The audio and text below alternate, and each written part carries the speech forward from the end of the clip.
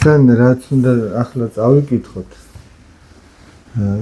ადრეც არაერთხელ გვითხოვს, შეიძლება ერთადაც წავიკითხავს, მაგრამ რატომ კითხულობ კიდევ დღევანდელ დღეს, ამასაც მოგახსენებ ბოლოს. ეს ძალიან მნიშვნელოვანი ამბავია.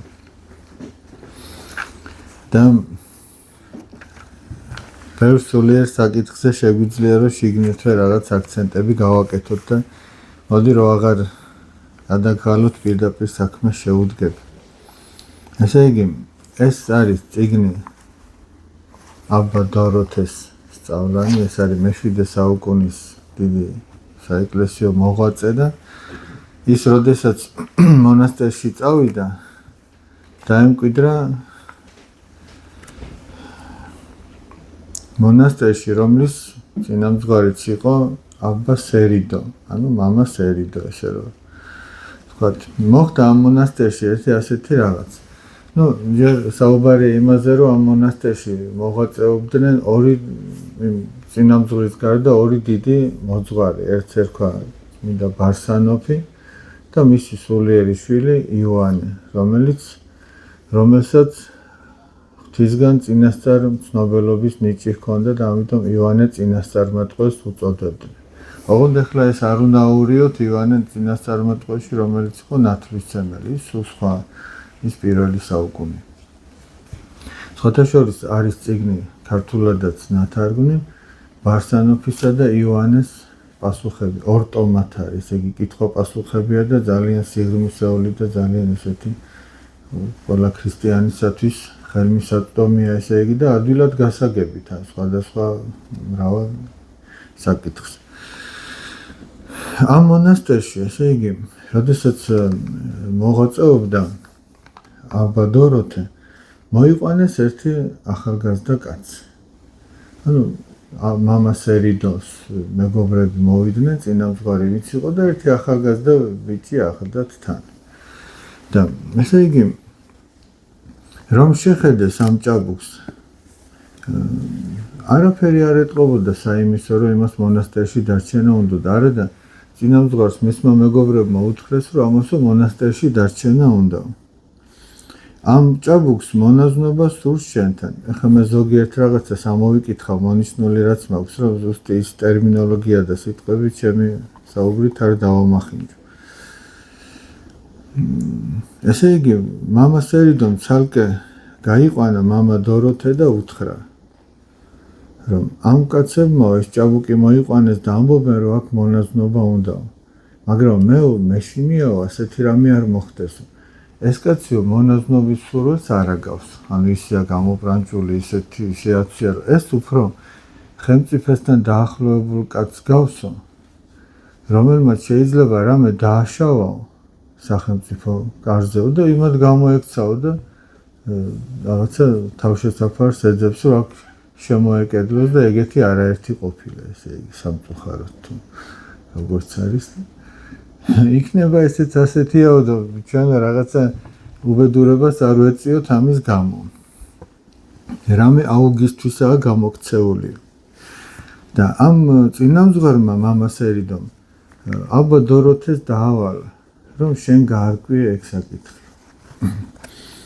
ამანაც გაიყვანა ცალკე და აღმოაჩინა ასეთი რამ, რომ ეს მართლაც ყოფილა ხელმწიფესთან დაახლოებული კაცი და დიდ განცხრომაში აღზრდილი, რომელსაც არასდროს სმენოდა ღვთის სიტყვა თუ სულიერი საუბარი. აი ესეთია ხო არის ადამიანი, რომ საერთოდ არაფერი არ გაუგია საღვთო და აი მხოლოდ რაღაცა ამწუთი სოფლის საზრუნავში თუ ფუფუნებაში თუ აი ამ დროსტარებაშია ჩართული. ერთ დღეს ვიღაც კაცებმა იერუსალიმისა და სხვა წმინდა ადგილების შესახებ უამბეს. აი ამ ახალგაზრდა კაცს. მასაც ქრისტეს აღდგომისა და წმინდა საფლავის თაყვანისაცემად და წასასვლელად გაუწია გულმა. ხელმწიფეს გაშვებას თხოვა. ხელმწიფებაც გამოიჩინა ზრუნველობა თავისი ახლობელის მიმართ და სთხოვა ადამიანებს, რომ იქნებაო ესეც წაიყვანოთ იერუსალიმში, რომ მოილოცოს წმინდა ადგილები და მათაც დიდი სიხარულითო წავიყვანთ. წაიყვანეს, ესე იგი მოილოცეს სხვადასხვა წმინდა ადგილი და როდესაც გეციმანის ბაღში იყვნენ, მან იხილა, როგორც ჩანს, ფრესკა ნახა. ძირითადად ეს ტაძრის დასავლეთ ნაწილშია ხოლმე გამოსახული. ერთ-ერთ როგორც ჩანს ფრესკაზე არ არის დაკონკრეტება, ნახა ჯოჯოხეთის სცენა, ესე იგი, რომ როგორ იტანჯებიან იქ ცოდვილები. ჭაბუკი იდგა და გაუცებული შეჰყურებდა. როცა მიბრუნდა, ნახა მის მარჯვნივ მდგარი იისფერი სამოსილით მოსილი ვინმე ქალბატონი, რომელიც გამოსახულებებს სათითაოდ უჩვენებდა. უხსნიდა მათ მნიშვნელობას და სული საცხონებელ სიტყვასა და ღვთისშის ასწავლიდა. გამომარტავდა იმ ფრესკაზე რა იყო, ხა შეიძლება თვითონ უყურებს და ვერაფერი ვერ გაიგო. ახლა შეიძლება ადამიანი იერუსალიმში ჩავიდეს და არ ახლდეს თან ეგრეთ წოდებული გიდი, ხო, რაღაცა ზამკვლევი თუ წინამძღოლი. შეიძლება ისეთ რაღაცას უყურებდეს, რომ ძალიან მნიშვნელოვანი იყოს ეს და ის კიდე წარმოდგენა არ ქონდეს, რასთან აქვს შეხება. ხო, ისე ჩაუარო შეიძლება საერთოდ ვერ გაიგოს. ამიტომ გამოჩნდა ქალბატონი იისფერი სამოსით შემოსილი, რომელიც აი ამ ფრესკას უხსნიდა რა იყო, რაზე იყო ლაპარაკი. და ჭაბუკი უსმენდა და ძლიერ უკვირდა, რადგან როგორც აღნიშნა, ღვთის სიტყვა არ სმენოდა და არც ის სატანჯველი თუ არსებობდა. ესეთი რამე არ გაეგონა, თუმცა ჯოჯოხეთი არსებობს. და კითხა, დედოფალო, თუ ასეა, ვერავინ გადაურჩება ამ სატანჯველთ? ანუ ძალიან გონიერი ჭაბუკი ჩანდა, როგორც ჩანს და აი რო იტყვიან მართლა სახარებაში, რომ თესლი რო კეთილ ნიადაგზე დავარდება. ეხლა რაც ამ ჭაბუკის შემთხვევაში ხდება, ეს რამდენ ადამიანს მოусმენია. მაგრამ ყველაში ერთნაირად ხო არ მოქმედებს ეს არის. ვიღაცამ სხვა ეს მე კიდე ხაზს გაუსვათ, რომ გადავთ. ძალიან გუწრფელია ეს. აი ზაკრობა არ არის ამ ადამიანში, ძალიან გუწრფელია და ალალად როგორც იტყვიან იღებს ყველაფერ ნათქვამს. მან უპასუხა, იმარხულე, ნუ შეჭამ ხორცს და ევედრე ღმერთს ცხონებისაკენ წაგიწვეს. როგორც კი მცნებები მისცა, გაუჩინარდა. მას შემდეგ ნეტარი დოსითე მარხვასა და როცას შეუდგა. არ ჭამდა ხორცს, არც ვინმესთან დადიოდა, როგორც მანამდე შეოდა, არამედ ყოველთვის დამწუხრებული, მგლოვიარე, მტირალი და მდუმარე იყო. მასთან ყოფები ხედავდნენ ამას უკვირდათ, ევედრებოდნენ გულის წადილის გამხელას. ეხლა წარმოედგინეთ, სამეფო კარზეა ადამიანი, ახალგაზრდა კაცი, არაფერი არ უჭირს. წავიდა, მოილოცა იერუსალიმი. დაბრუნდა და სრულიად სხვანაირი. წარმოედგინეთ. აი სრულიად სხვანაირი ცხოვრების წესი აბსოლუტურად შეცვლილი. იმიტომ რომ მან არ იცის დანარჩენი არაფერი, როგორც მე გამოჩნდება, მაგრამ აი რაც უთხრეს, წადი, იმარხულე და ღმერთს ევედრე რომ გაცხონოს. და რაც უთხრეს, პირნათლად ასრულებს იმას.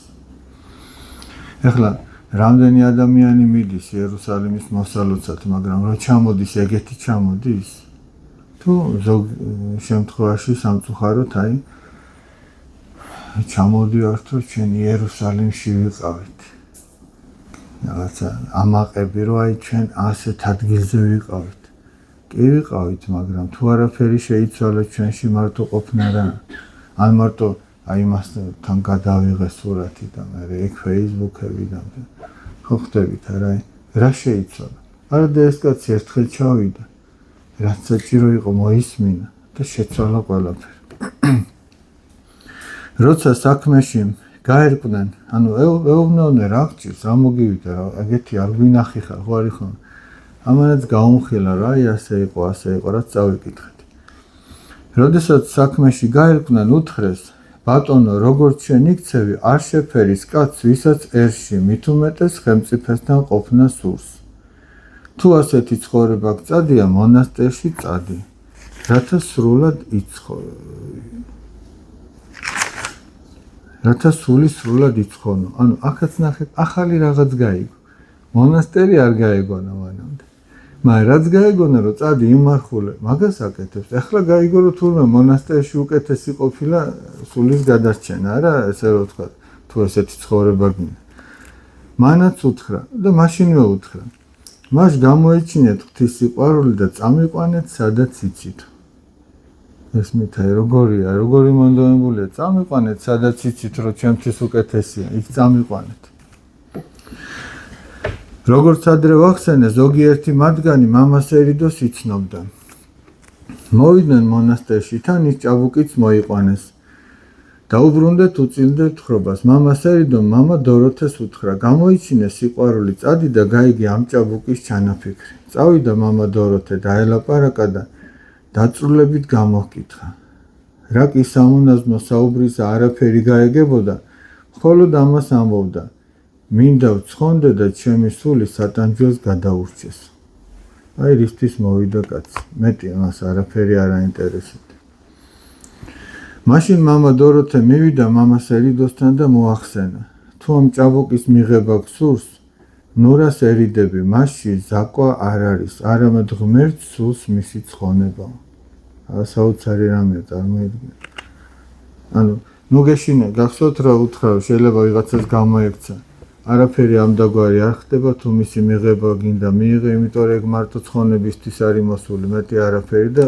ზაკვა არ არის გულწრფელია როდესაც ნათანაელი დაინახა მაცხოვარმა მისკენ მომავალი თქვა რომ აი ჭეშმარიტი ისრაიტელიო რომელთანაც მზაკრობა არ არის და ქრისტიანის დამახასიათებელი თვისება ეგ არის მზაკვარი რო არ არის გულწრფელი როა აი რაღაცებს კი არ ხლართავს არამედ როგორაც არის რეალობაში ის არის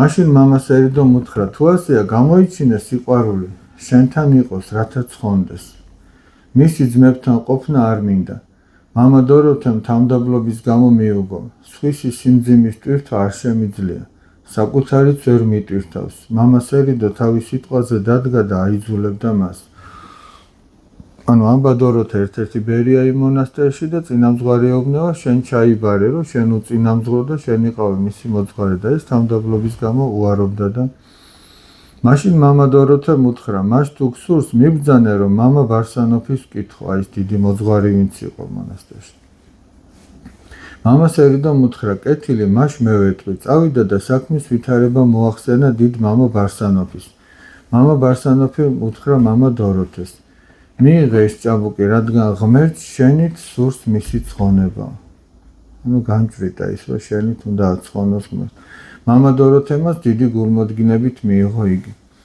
უძლურთა მსახურება უბრძანა ისიც გულმოდგინედ ემსახურებოდა ყველას სახელად დოსითე ერქვა რაც ღვთისაგან მოცემულს ნიშნავს ერთ დღეს მამა დოროთემ უბრძანა საღამომდე იმარხულე შემდეგ მაძღრივ ჭამე პური ანუ უნდა გაიგოს რომ რეალურად რამდენი ჭირდება ამ ადამიანს საღამომდე არაფერი არ ჭამო და საღამოთი რამდენი შეგიძლია იმდენი ჭამეო და მართლაც შეასრულა ეს მორჩილება და საღამოს ჭამა და რო კითხა რამდენი ჭამეო ერთი პური და ნახევარიო ნუ როგორც საქარი ნათქვამი 600 გრამს იწონიდა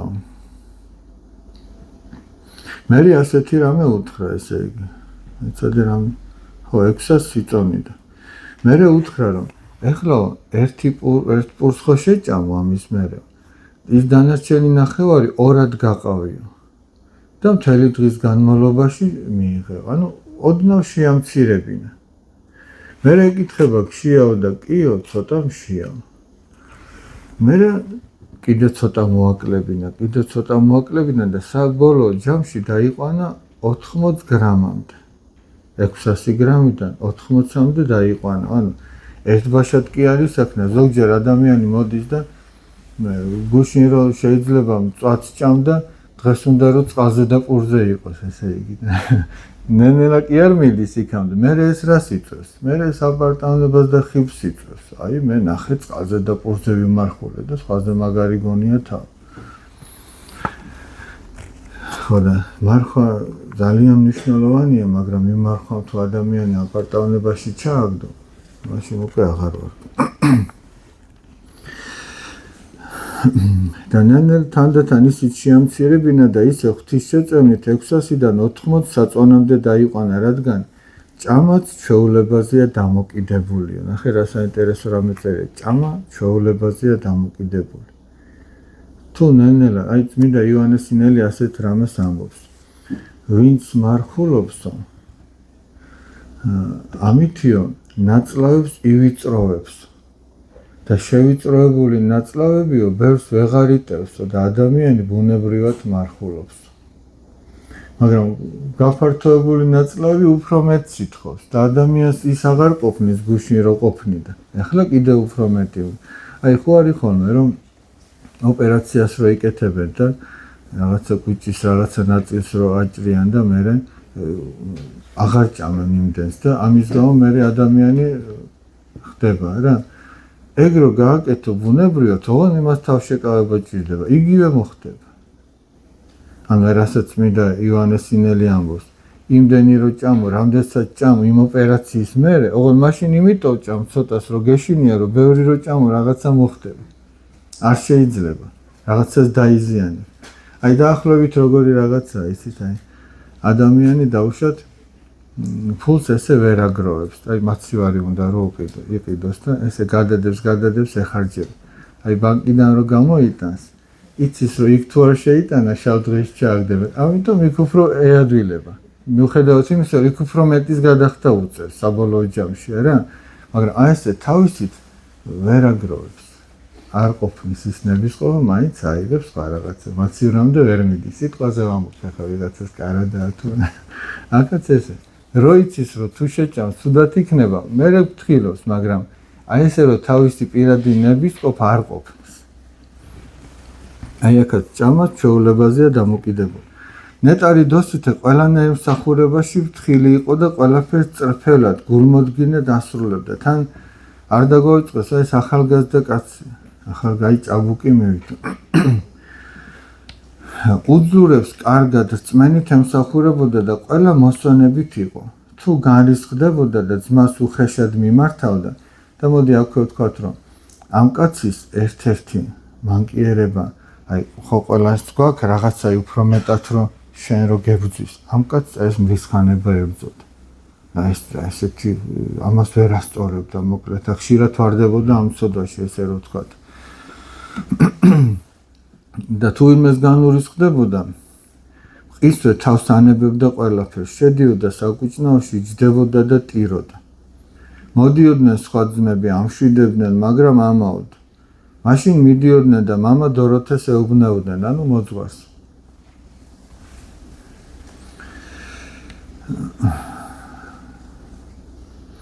გამოიჩინე სიყვარული მამაო, ნახე რა ჭირს იმ ძმას, ასე მწარედ რომ ტირის. როცა მამა დოროთე შედიოდა, მას მიწაზე მჯდომსა და მტირას პოულობდა, ეუბნეოდა რა მოხდა დოსითე. ასე რატომ ტირი? ის კი მიუგებდა, შემინდე მამაო, რადგან განვრისხდი და ძმას რისხვით მივმართე. მაშინ მამა დოროთე ეუბნეოდა, არ გცხენია ასე რომ რისხანებდა შენს ძმას რისხვით მიმართავ? არ იცი რომ იგი ქრისტეა და ქრისტეს შეაწუხებ? თითოეულ ადამიანში რომ ქრისტე უნდა განჭვრიტო მაგაზე. ის კი მხოლოდ ტიროდა და სხვას არაფერს ამბობდა, ანუ თავს არ იმართლებდა, ის მხოლოდ ნანობდა. როცა მამა დოროთე ნახავდა, რომ ბევრი იტირა, ეტყოდა ხოლმე. ადექი ღმერთმა შეგინდოს, ამიერიდან ფრთხილად იყავი და ღმერთი შეგეწევა. ეხლა ნახეთ ამ ჭაბუკის რწმენა. ხო ტიროდა, ხო ასე მდგომარეობაში იყო. ხო მოდიოდნენ სხვები, ხო ამშვიდებდნენ, ამას ნუგეში არ ქონდა. მოძღვარი მივიდა და უთხრა, ადექი ღმერთმა შეგინდოს და ფრთხილად იყავ. ამ სიტყვებს იგი ისეთი რწმენით იღებდა, თითქოს ღვთისგან ისმენდა. სასწრაფოდ წამოდგებოდა და თავის მსახურებას უბრუნდებოდა. ძმებმა შეიტყვეს მისი წესი და როცა კი მტირას ნახავდნენ, ხვდებოდნენ, რომ რაღაცაში შეცდა და ნეტარ დოროთეს ეუბნებოდნენ. ანუ მოძღვრის სიტყვა როგორ ამხნევებდა, წამოდგებოდა და ისო გააგრძელებდა საქმეს. ისიც როცა ნახავდა, ხვდებოდა ვიღაცას უხეშად რომ დაელაპარაკა და ეუბნეოდა, რა არის დოსითე, ისევ შეაწუხე ქრისტე, ისევ განურისხდი ძმას. არ გცხვენია? დოსითე ვერაფერს პასუხობდა, რადგან მწარედ და გულამოსკვნით ტიროდა. ნეტარი დოროთე ამგვარ ყოფაში რომ ნახავდა, კვლავ ეუბნეოდა, ადექი შვილო, ღმერთმა შეგინდოს. თავიდან დაიწყე და ფრთხილად იყავა. ისიც კვლავ წამოდგებოდა ხოლმე და სიხარულით უბრუნდებოდა მორჩილებას. აი წარმოგიდგენთ, იმ წუხარების მერე უცბად სიხარული მოდიოდა.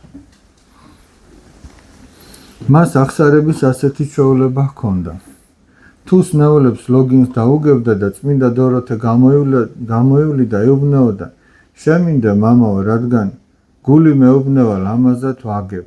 ანუ ლოგინს რო გადაუკრა, გულში ესეთ ფიქრები ჰქონდა, რომ რა ლამაზად ვაკეთებ და ამასაც შენდობას ითხოვდა. ისიც ეტყოდა ხოლმე, ეს აზრი ამ პარტავნებისგან არის, შვილო, და შენ შრომასა და მსახურებას ამაოდ ეწევ. არასდროს აძლევდა უფლებას თავისი ნება აესრულებინა, ან რაიმე ნივთი ჰქონოდა, რომელიც მოსწონდა. ანუ მოძღვარი არ აძლევდა იმის უფლებას, რომ რამე ნივთი ჰქონოდა, რაც მოსწონდა. ისიც ყველაფერს სიხარულით ღებულობდა. ერთხელ მამა დოროთემ ნახა, რომ შიშველი იყო, მისცა სამოსელი და უბრძანა. აიღე ეს შვილო, შეკერე, სათანადოდ მორთე და ჩაიცი, მანაც გამოართვა და შეკერა. მამა დოროთემ ჰკითხა, რა უყავით ანსაცმელი, დოსითე მიუგო. მამა, როგორც მიბრძანე, კარგად შევკერე, ამა და ამ ძმას მიეცი, უთხრა. ანუ თვითონაც ხო არ ქონდა, მაგრამ უთხრა, რომ შეკერე და სხვას მიეცი. შემოდი. მანაც სიხარულით მისცა, კვლავ მისცა სხვას და როცა შეკერა, უბრძანა, მიეცი ამა და ამ სნეულს. მან ისიც სიხარულით მისცა, ნეტარს არასდროს დაუჩივლია, მე თავად მჭირდება, შემიკერავს, იგი კი სხვებს აძლევს და მე შიშველს ვტოვებსო, ჩემი შრომის შემდეგ. გულშიც კი არ გაივლებდა ამგვარ აზრს, არამედ რასაც წმინდა დოროთე უბრძანებდა, ისე ღებულობდა, თითქოს თვით ღვთისგან ესმოდა და არა კაცისგან. აი ესეთი მინდობა ჰქონდა. ერთმა კაცმა ნეტარ დოსითეს დანა მისცა და ეხლა ეს დანა მოეწონა და თავის ოღონდ ნახეთ, კი არ დაიტოვა პირდაპირ. მივიდა მოძღვართან და უთხრა, მამო, აი ესეთი დანა მაჩვენეს, კარგად ჭრის და საქმეში გამომადგება. და ამბა დოროთემ უთხრა, რომ წადიო და ძმებს მიეციეგო. შენო არც კი აიღო ხელში. და მიუხედავად იმისა, რომ მას ჭირდებოდა, წავიდა და იქ სასნეულოში, სადაც მორჩილება ჰქონდა, იქ მისცა ძმებს და იმდენად ზედმიწევნით იცავდა ამ ცნებას, რომ აი რო ეთყოდნენ, რომ დოსითე ეგ დანა მანდროდეს მომაწოდა, ეს ეუბნეოდა, გამოიჩინე სიყვარული და შენ თვითონ აიღეო. ანუ ხელს არ კიდევდა, რადგან უთხრა, რომ არ მოკიდეო ხელიო, ხელსაც არ კიდევდა, გამოყენებაზე ხო საუბარი ზედმეტია. და რომ მივიდა და უთხრა, რომ დანა მაჩუქეს და თუ შეიძლება დავიტოვო, ნახე რა სიტყვები უთხრა მოძღვარმა. ეს აი ჩვენ ცხოვრებაში ძალიან გამოგვადგება. დოსითე, დანის მონობა გსურს და არა ქრისტესი? ანუ ნებისმიერი ნივთი, რამაც ჩვენი გული მიიჯაჭვა, ჩვენს გვეკითხება ეს მოძღვარი, აი იმ რაღაცის მონობა გსურს და არა ქრისტესი? ხოდავა, ჩვენ შემთხვევაში შეიძლება ეს დანა არ არის, მაგრამ შეიძლება სხვა რამ არის. არ შეგწება ამის გამო ანგარების ეშმაკი რო დაგეუფლოს, რაც იგივე კერტმსახურებაა? ნეტარი მიწას დასჭერებოდა თავდადრეკილი და ბერის შეხედვასაც ვერ ბედავდა. ამ სიტყვების შემდეგ მისცა დანა და უთხრა, მე როგორც იყო საავადმყოფოში რო წაიყვანა.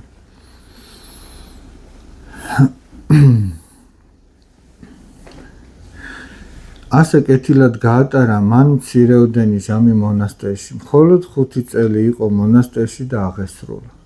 აი ეს ახალგაზრდა კაცი მხოლოდ 5 წელი ცხოვრობდა და მერე გარდაიცვალა. სიხარულით მივიდა უფალთან, რადგან თავის ნებას არ იჩენდა არც დიდში, არც მცირეში, არამედ ყველაფერს სიხარულით და წრფელად აკეთებდა ბერის ნებით. დასნეულდა მძიმე და სასტიკი სენით.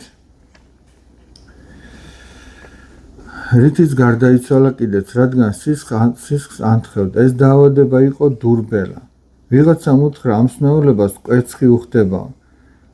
და ეხლა ნახეთ, რას ეუბნეო თავის მოძღვარს. მამაო, მავანისაგან შევიტყვე, რომ თუ რა უხდება ჩემს დაავადებას, მაგრამ არ მინდა რომ მომცეო, რადგან მასზე ფიქრი მტანჯავს. ანუ ის ძალიან უნდოდა რომ მიეღო და ამიტომ წინასწარეობნება არ დამφთვა მის ნებამ. მამა დოროთემ უთხრა მითხარი მხოლოდ რომ ვიცოდე რა არის იგი. დოსითემ უპასუხა შენ პირდი რომ არ მომცემ, რადგან ის ძალიან მსურს და გულით მწადია. ამხელა სიმაღლეს არის მიღწეული რომ იცის რაც განკურნებს, მაგრამ იმიტომ რომ მე მაქვს ეს გულისხმა და მე მინდა რომ მივიღო, ამიტომ აი შენ პირდი რომ არ დამეთანხმები. მამა დოროთემ მიუღო, კეთილი შვილო, როგორც გსურს, ისე მოვიქცევი. მაშინ უთხრა, მამაო, გავიგე რომ ამ დაავადებას კვერცხი უხდება, მაგრამ შენ სიწმინდეს ვევედრები, თუ შეიძლება არ მომცე ჩემი სურვილის გამო. უთხრა მამა დოროთემ, ნუ წუხა, რადგან არ გსურს, არ მოგცემ. ღმერთმა შეიწიროს შენი ღვაწლი. მამა დოროთე კი ცდილობდა კვერცხის ნაცვლად სხვა რამ უფრო სასარგებლო წამალი მიეცა. ნუ მოკლედ ბევრი რო აღარ გავაგრძელოთ, შემდეგ ასეთი რამ ხდება, როდესაც უკვე იტანჯებოდა, უკვე სნაულებისგან იტანჯებოდა. ესე იგი, როცა უკვე ვეღარც ლოცულობდა, ჯერ ლოცულობდა და ამბობდა უფალო იესო ქრისტე შემიწყალე, მე მოძღვარი ეუბნეოდა რომ ილოცეო, ლოცა არ შეწყვიტო. მერე კიდე მივიდოდა, აბა რა შვები დოსითე ლოცულობ? კი მამაო, შენი კურთხევით ლოცულობ. და კიდე ასე და მიდიოდა და ეკითხებოდა და ბოლოს უკვე ეუბნება რომ როცა უკვე საწოლშიც ვეღარ იძრეოდა, რა შვებიო, როგორ მიდის დოსითე ლოცაო და ეუბნება შემინდა მამაო, აღარ შემიძლია ლოცაო და მოძღვარი ეუბნება შვილო დაანებე ლოცას თავი, მხოლოდ ღმერთი გახსოვდეს და თვალწინ გყავდეს. ანუ შენ შეიძლება ამას ვეღარ ახერხებ, მაგრამ ღმერთი გახსოვდეს და ეგეც უკვე ლოცა არის. და სხვა პირიქით რო ვთქვათ, შეიძლება ბაგე წარმოთქავდეს ლოცვის სიტყვას, მაგრამ ღმერთი არ გახსოვდეს, სხვაგან იყო და შეიძლება ეგ საერთოდ ლოცვაც არ იყოს მაგ შემთხვევაში.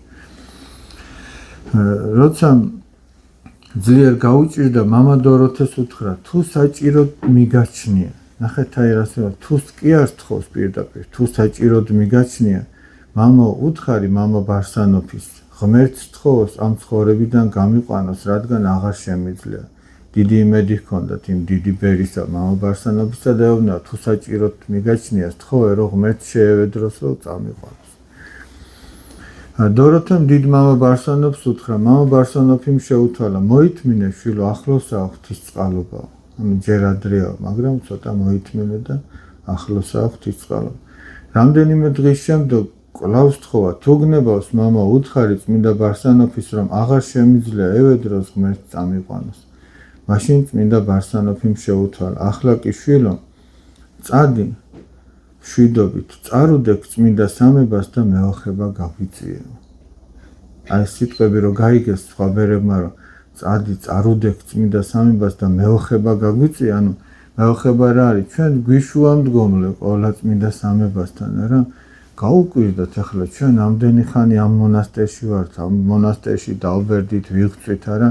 ეს ახალგაზრდა კაცი ახლა რომ მოვიდა, სულ 5 წელი ცხოვრობდა, განარა ღვაწლი ჰქონდა, ეგეთიო, ნახეთ რას ამბობენ.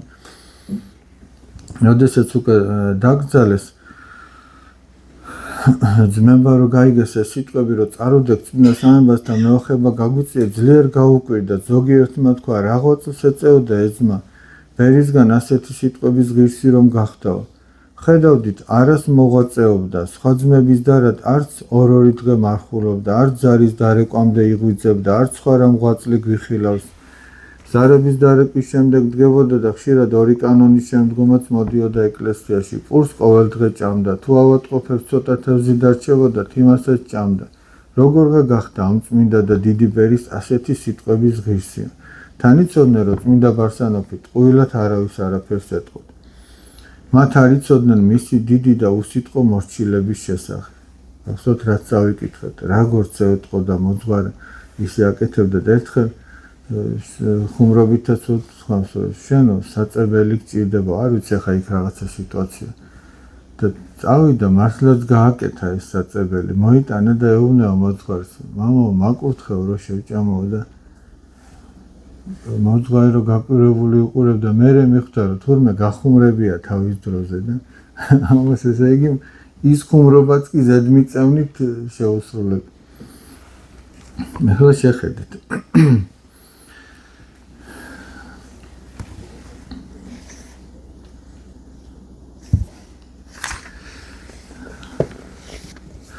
შემდეგ მოხდა უკვე ბოლოში ვარ. შემდეგ მოხდა ასეთი რამ. მისი აღსრულებიდან გარკვეული ხნის შემდგომ ერთმა დიდმა ბერმა მოისურვა მონასტრის გარდაცვლილი ძმები ეხილა. ეხა იმ მონასტერში რამდენი გარდაცვლილი ძმა იყო და ღმერთს შეევედრა ყველანი ეჩვენებინა. ერთად იხილა ყველა დიდ დიდებაში. მათ შორის ნახა ვინმე მშვენიერი ყმაწვილი, დიდი პატივით, რომელსაც თავზე ბრწყინვალე და მეტად ძვირფასი გვირგვინი ედგა. ბერმა ვერ იცნო იგი. ანგელოს, რომელმაც იქ მიიყვანა, კითხა, უფალო, ჩვენი მონასტრის ყველა ამ მამას ვიცნობ, მაგრამ მიბრძანე, ვინ არის ეს გვირგვინოსანი ყმაწვილი მათ შორის რომ დგას? ანგელოზმა უპასუხა, ეს დოსითია, ვინც მორჩილებისთვის იღვაწა და ქრისტესა და მოძღვრის სიყვარულისთვის მთელი თავისი ნება უარყო. როცა ბერი ჩვენებისგან გამოერკვა, ეკლესიაში მივიდა და ყველაფერი მამებს მოახსენა. დიდად გაკვირვებულმა მამებმა მადლი შესწირეს ღმერთს. ნახეთ ძმებო, როგორი ცხოვრებიდან რა სიმაღლეს მიაღწია მან და ხანმოკლე ღვაწლით უჭკნობი გვირგვინი და წარუვალი დიდება მიიღო ქრისტესგან, რადგან მორჩილება გამოიჩინა და სრულიად უარყო თავისი ნება ღვთისთვის, ვისიც არის უფევა, ძალი და დიდება უკუნითი უკუნისამდე. ამინ. სულ რაღაც 5 წელიწადი. მაგრამ აი ამ 5 წელიწადში სრულიად გარდაიქმნა ადამიანი, ესე იგი და რამხელა ძალა აქვს მორჩილებას.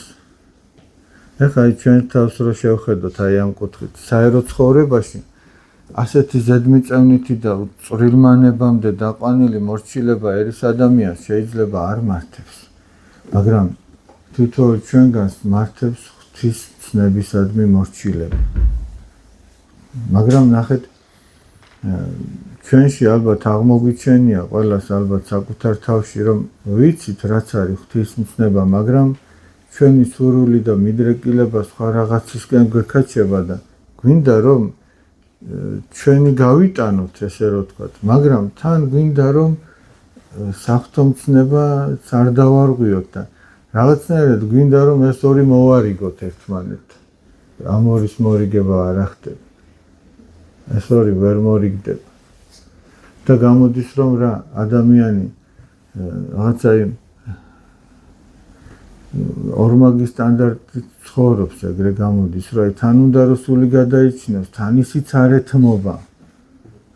არადა იცის რომ ის არ ვარგა, მაგრამ ერთ ბოლომდე აღიარებს რომ ის არ ვარგა და თან რაღაც გაურკვევლობაშია, მაგრამ როდესაც მტკიცედ გადაწყვეტს რომ ესე იგი გააკეთოს ის რაც არის ღვთის ნება, მაშინ გათავისუფლდება იმისგან.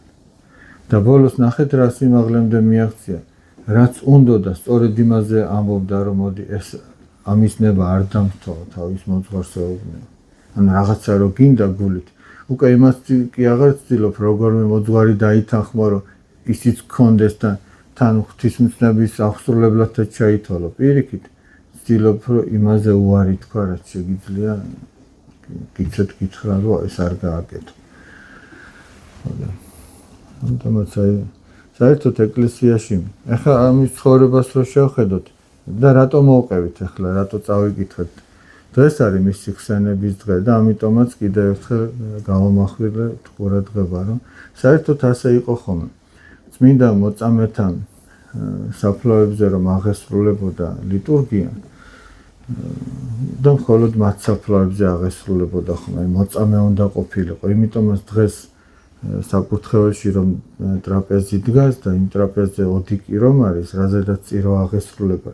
ტრაპეზშიც და ოდიკიშიც უნდა იყოს მხოლოდ და მხოლოდ მოწამის ნაწილი ჩაბრძანებული. ხო შეიძლება ამდენ აი ღირსი მამებია, უღდენმთავრებია, მაგრამ აი მოწამის ნაწილი უნდა იყოს, იმიტომ რომ ტრადიციულად ასე იყო, მოწამეთა საფლავებზე აღესრულებოდა წირვა და ხდებოდა ამ მოწამეობრივი აღსასრულის გახსენება. რატო ხდებოდა ეს? იმიტომ რომ აი როგორც წმინდა იოსებ ისიხასტე ამბობს, მხედართმთავრებიო თავის ჯარისკაცებსო, სხვა ჯარისკაცების და დიდი გმირების საგმირო ამბებს უყვებოდნენ ხოლმე, იმიტომ რომ გაემხნევებინა და ამათაც სურვილი ქონოდათ ხნეთ რომ ებრძოლათ. და წმინდათა ცხოვრების გახსენება და წაკითხვა სწორედ ამიტომ არის. აი ხა ადამიანი რომ მოისმენს ხო იგივე წმინდა დოსით ეს ცხოვრებას ხო უფრო შეგულიანდება რომ მიემსგავსოს იმას იმ სათნოებებში რაც მას ჰქონდა. და რამდენი წმინდანია ხო ყოველდღე რომელიღაცა წმინდანის ხსენებაა და ადამიანი რომ ეცნობა მათ ცხოვრებას და კითხულობს აი უჩნდება სურვილი რომ მათ მიბაძოს მერე და უფრო მხნეარი აი სულიერ ბრძოლაში. მაგრამ თუ ადამიანი და ეს ყველაფერი აფხიზლებს ადამიანის გონებას და თუ ამას არ კითხულობსო ამბობს ის წმინდა მამა მაშინ ადამიანის სული დუმდება და ეძინება მე. ეძინება სულიერი გაგებით, თორე ხორცელად შეიძლება ყველაზე ცოცხლად გამოიყურებოდეს. მაგრამ სულიერად უკვე ჩაეძინა, აღარ აქვს მისწრაფება რაღაცა სულიერში მიბაძოს ამა თუ იმ წმინდა ადამიანს. გარკვეთ მეც აღარ გადაგღლით ახლა და აქ იმყოფება ერთ-ერთი ადამიანი, რომელიც მე მინდა რომ გაგაცნოთ და მას აქვს თავისი შედგენილი წიგნი და ამ წიგნის თაობაზე თავად მოგიყვებათ, ესე იგი.